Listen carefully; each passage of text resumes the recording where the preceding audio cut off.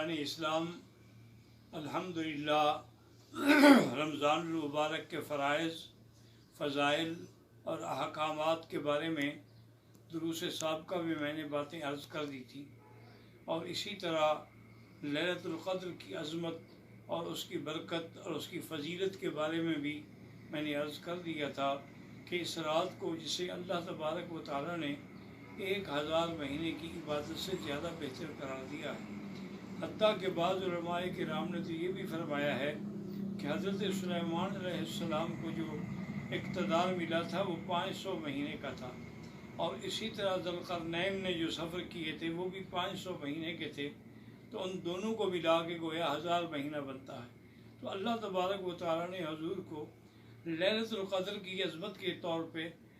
وہ 1000 مہینے سے افضل رات قرار دے دی، اور یہ بھی حضور نے فرما دیا کہ تحروا فی العشر الاواخر، رمضان شریف کے آخری 10 دنوں میں اس کو تلاش کرنے کی کوشش کرو۔ اور اسی طرح رمضان المبارک میں ایک اہم عبادت ہے جسے تراویح کہا جاتا ہے۔ ایک تو یاد رکھیں کہ بہت سارے لوگوں میں اختلاف ہے،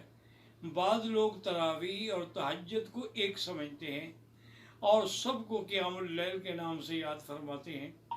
اور بعض علماء فرماتے ہیں کہ اصل میں بات یہ ہے کہ جو نماز سارا سال تہجد کہلاتی تھی وہ رمضان شریف میں آ کے تراویح کہلاتی ہے۔ لیکن محققین علماء جو ہیں، جیسے کہ علامہ شیخ الاسلام ابن القیم رحمہ اللہ تعالیٰ ہیں، اور اسی طرح علامہ نووی رحمہ اللہ تعالیٰ ہیں، ان سب نے یہ تحقیق کی ہے، اور بہت سارے علماء اہل حدیث جن میں حضرت مولانا نذیر حسین دہلوی رحمۃ اللہ علیہ اور دیگر علماء کرام ہیں، انہوں نے فرمایا ہے کہ نہیں، تراویح ایک الگ عبادت ہے اور تہجد ایک الگ عبادت ہے۔ تہجد جو ہے وہ پورے سال میں ہوتی ہے، اور تہجد کے لیے تو افضل یہی ہوتا ہے کہ وہ رات کے آخری حصے میں پڑھی جائے، اور تہجد میں افضل یہ ہوتا ہے کہ 4 رکعت کر کے پڑھی جائے، جیسے کہ ایک حدیث مبارک میں بی بی عائشہ فرماتی ہیں کان یصلی اربعا فلا تسأل عن حسنہن وطولہن، او کما قالت عائشہ رضی اللہ تعالی عنہ، کہ حضور 4 رکعت پڑھتے تھے، لیکن میرا بیٹا آپ کی نماز کا جو طول تھا، طول قرات تھا، اور اس میں جو حسن تھا، اس میں جو حلاوت تھی، اس میں جو ایمانی جذبات تھے، اس کا آپ کیا تصور کر سکتے ہیں؟ کون ہے جو حضور صلی اللہ علیہ وسلم جیسی نماز پڑھ سکے؟ تو اس لیے تہجد ایک الگ چیز ہے۔ اور جہاں تک تراویح کا تعلق ہے، ابتدا میں حضور صلی اللہ علیہ وسلم نے صرف 3 رات تراویح پڑھائی ہے۔ ایک رات جو ہے آپ نے رات کے پہلے حصے میں پڑھائی، دوسری رات آپ نے آدھی رات تک پڑھائی، تیسری رات آپ نے ساری تک پڑھائی۔ تو آپ نے 3 راتیں نماز پڑھائی، اس کے بعد آپ نے نماز چھوڑ دی۔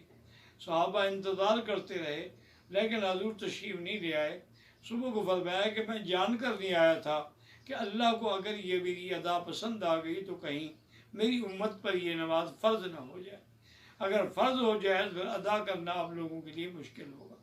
تو پھر یہ تھا کہ ہر آدمی متفرق طور پہ تراویح پڑھتا تھا، لیکن اللہ تبارک و تعالیٰ نے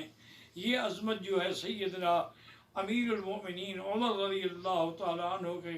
مقدر میں لکھ دی تھی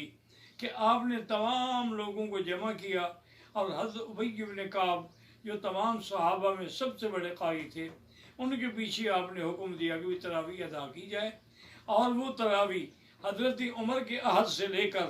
آج تک حرمین میں بھی 20 رکعت تراویح اور 3 رکعت وتر پڑھے جاتے ہیں،